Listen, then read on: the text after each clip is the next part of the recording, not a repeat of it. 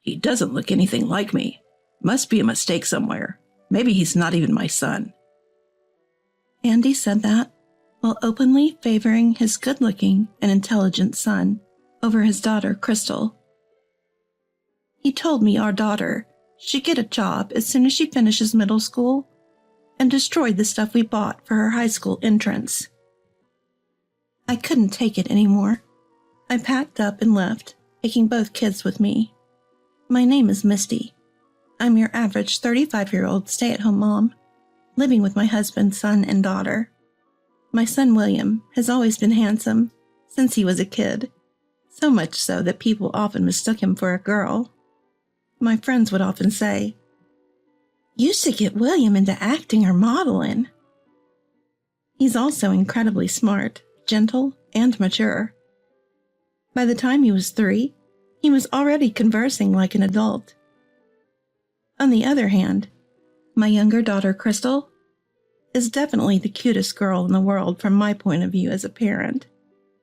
However, her appearance was far from what is commonly known as pretty girl. She's a bit on the plump side, with curly hair and a round face. She's not athletic, and she's slow to speak. But to me, she's the most adorable girl in the world. However, there is someone who doesn't think well of such a girl. Andy, however, clearly favors William. When he gets home from work, he only pays attention to William. If Crystal tries to join in, Andy tells her she's creepy and trying too hard. Whenever this happens, William suggests, "Let's all play together." But Andy dismisses him, saying, "Don't play with Crystal. You'll catch her stupidity." William sits uncomfortably on his father's lap. He's smart. He understands what's happening. Even my mother-in-law, Jacqueline, dotes on William and mistreats Crystal. Andy's family owns a store. His dad passed away, so Andy is expected to take over the business. That's why we go to my in-laws once a week. Every time we visit Jacqueline, Andy's mom grimaces and says, "Oh, you brought Misty and Crystal again. You could have just brought Andy and William." She says we don't have to come, but if we don't, she makes snide comments over the phone, treating me like a maid. I don't want to go to my in-laws, but Andy drags me along to help with chores, so I have no choice. On this particular day, Jacqueline decides to take William and Crystal to a large local park. While Crystal is thrilled to spend time with her grandma, I have an uneasy feeling. But tied up with chores as usual, I reluctantly wave them off. By evening, Jacqueline returns home, carrying a tired William on her back. "Oh, he's getting heavy. William's growing up," she cheerfully comments. But there's no sign of Crystal. "Jacqueline, where's Crystal?" With no hint of guilt, she replies, "I don't know. Both were looking tired, but I can't carry both, so I told Crystal to walk back on her own." I couldn't believe what I just heard. A chill ran down my spine. I bolted out of the front door and sprinted towards the park, rolling over myself in a panic. Who would leave such a small child alone? I prayed she was all right as I burst into the park. "Mom!" The moment I heard that cry, Crystal leapt into my arms. I felt the tension drain out of me. A police officer was standing nearby. "You're her mom, right? The park staff found her crying alone and called us. You shouldn't leave such a small child unattended." The officer admonished me, but then patted Crystal on the head, saying, "It's good your mom came for you." I bowed my head to the officer several times and tightly held Crystal's hand as we headed home. On the way, Crystal spoke up in her innocent words. "Crystal was sleepy. Grandma said I could nap, so I slept on a park bench. When I woke up, no one was there, and I cried. Are you mad?" "I'm not mad. I'm sorry I scared you, I couldn't help but hug Crystal, who was carefully reading my expression. When we got back to my in-laws' place, both Jacqueline and Andy sighed at the sight of Crystal.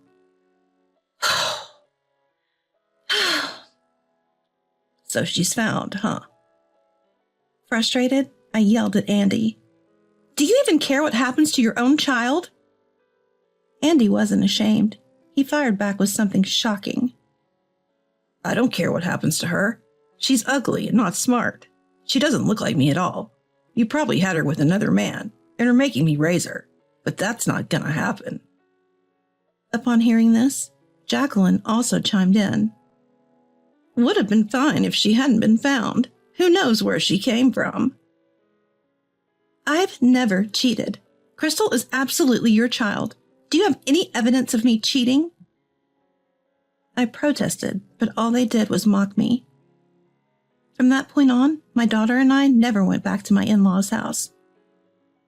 No matter how much Andy scolded us, no matter how many sarcastic comments Jacqueline made over the phone, I endured it all to protect Crystal.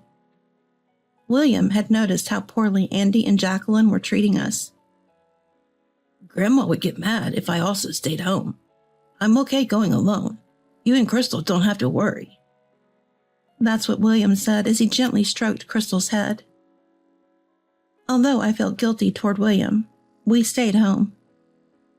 William is truly a kind-hearted child. Dealing with Jacqueline's mood swings must have been tough, but William managed it with his inherent brightness and charm.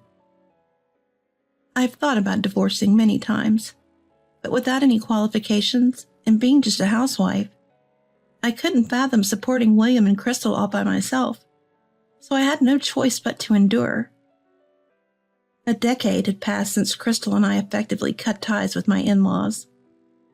William had become a working adult, and Crystal was about to start high school. With a new backpack and textbooks for high school, Crystal was looking forward to this new chapter in her life. Andy still treated Crystal poorly, but we had both decided to ignore him. As long as William and Mom are on my side, that's all that matters, Crystal would say, which always made my heart ache. Still, seeing Crystal excited about her new life made me happy too. But then, disaster struck. Andy saw Crystal's new school supplies and went ballistic. What is this? You're planning on going to high school? We've raised you this far, and you're not even our real child. Quit school and start working. Pay us back for all we've spent. Throw all of this stuff away now. Ripping up her textbooks and tearing her bag apart, Andy hurled them into the muddy yard soaked from days of rain. I'll make sure your mom hears about this. Andy said that and called his in-laws. Jacqueline came over almost immediately, as if she'd been waiting for this moment. Who do you think you are, planning to go to high school on our dime? You should be thankful you even got to go to middle school. Get a job as soon as you graduate and give us all your earnings. Misty, you should be grateful we even took care of your affair child. She said, clearly enjoying herself. You two are nothing but a bad influence on William, our heir. You're both worthless. Get out. So there we were, Crystal and I, picking up her thrown school supplies, listening to Andy and Jacqueline's harsh words. Both of us were drenched in the rain. Rain soaked our hair and droplets streamed down our faces to the ground. I couldn't tell if they were tears or rain anymore.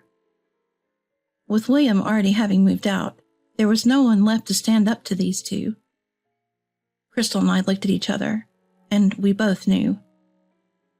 There was no reason left to stay in this house. After that, Crystal and I packed a few essentials and left. Andy and Jacqueline agreed to the divorce without a fuss. With nowhere to go, we turned to William for help.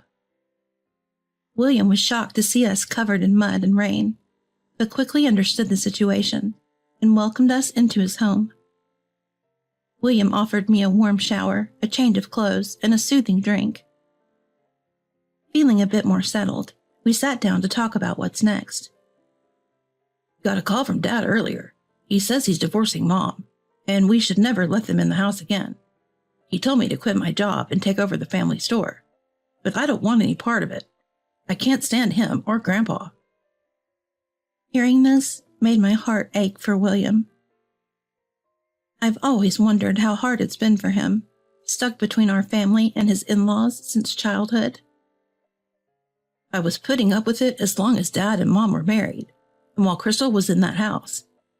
But that's not the case anymore, is it?" William grins mischievously. "How about changing schools, Crystal? I'm being transferred to another state. We can all move there, and let's keep it a secret from Dad and Grandma. I hope their store goes under." Upon hearing William's enthusiastic proposal, Crystal exclaims, "I'm definitely in." I've always relied on William, so it made me feel guilty, but I decided to go along with it because it seemed like the best course of action. Everything fell into place smoothly after that.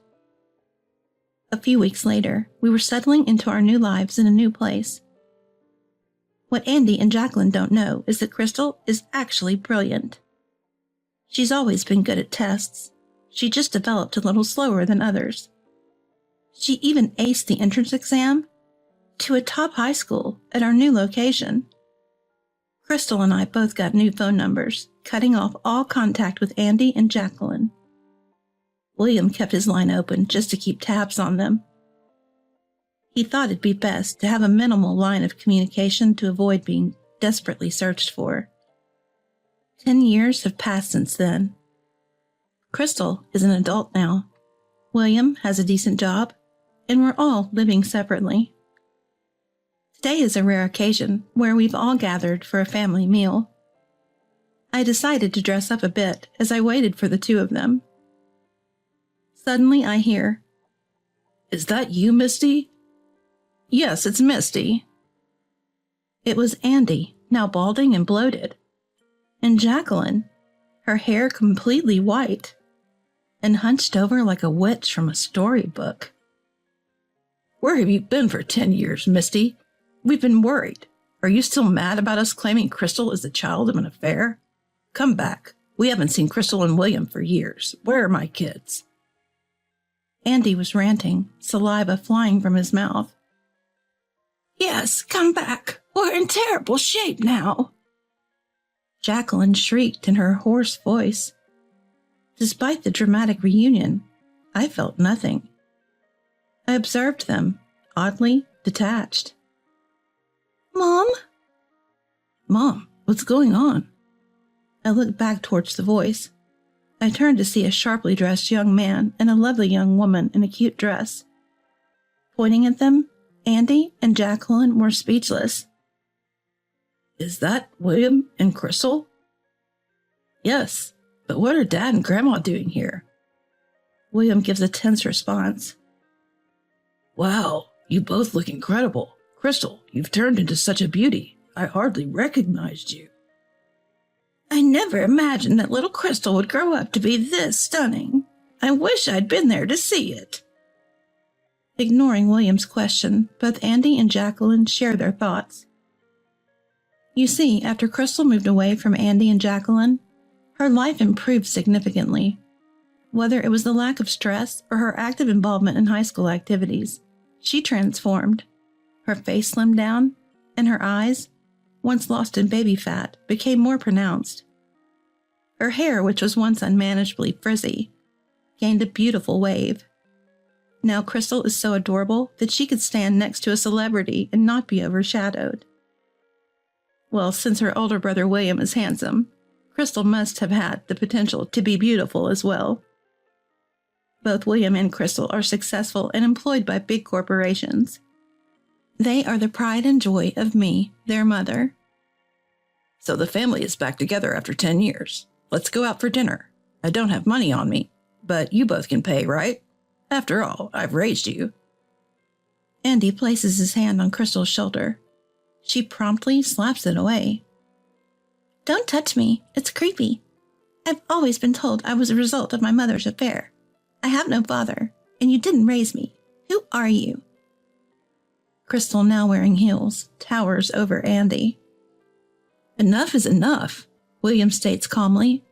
I won't forget what you did to Mom and Crystal. Today is the last day we're in contact. Don't bother calling again. Andy explodes with anger. How dare you speak to your parents like that? Crystal, come home and marry a local businessman's son. William, come back and save the family business. Misty, apologize and serve us for the rest of your life. Andy's temper flares like wildfire. We exchange glances and burst into laughter.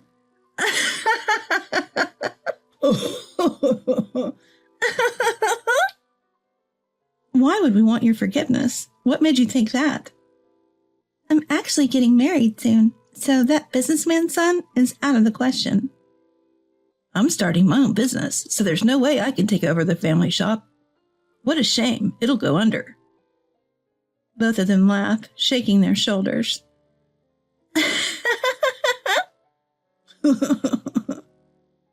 Andy looks desperate. Misty, you'll come back, won't you? His needy gaze is repulsive. Why would I return to that house? Who wants to be a housemaid there? Plus, I've remarried, so no, I can't go back. I flash the shining ring on my left hand. What? You remarried without telling me? I won't accept this.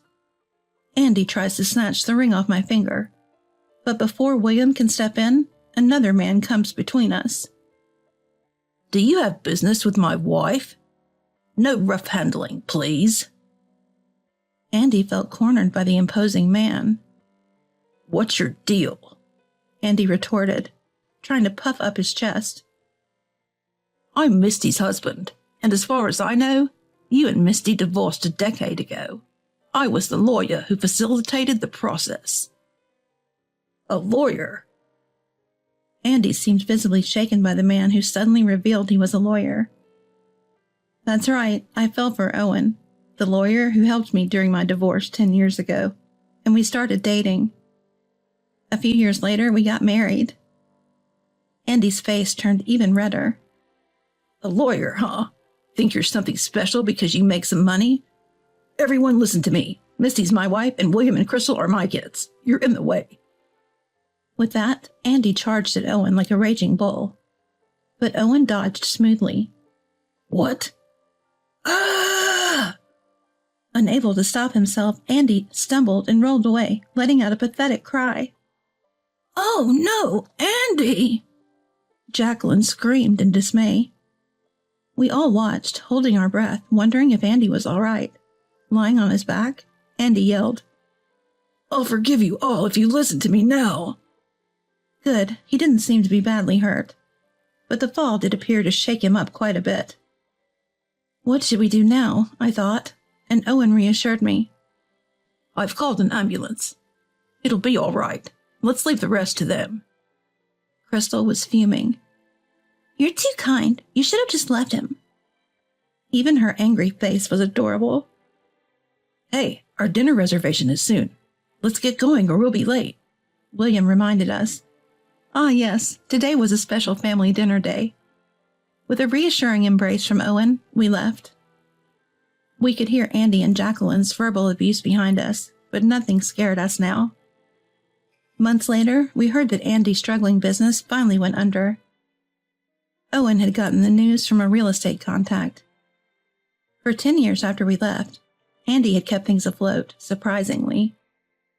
Now Andy was blaming a fall for not being able to work, leaving Jacqueline to handle both house and work, struggling to pay off debts. Hearing this, I couldn't help but marvel at how karma works. What goes around comes around. On a sunny Sunday afternoon, I was trying on a dress for Crystal's wedding. That looks great on you. I wonder which one I should wear. To think I'd see the day I'd attend as Crystal's father. It feels like a dream.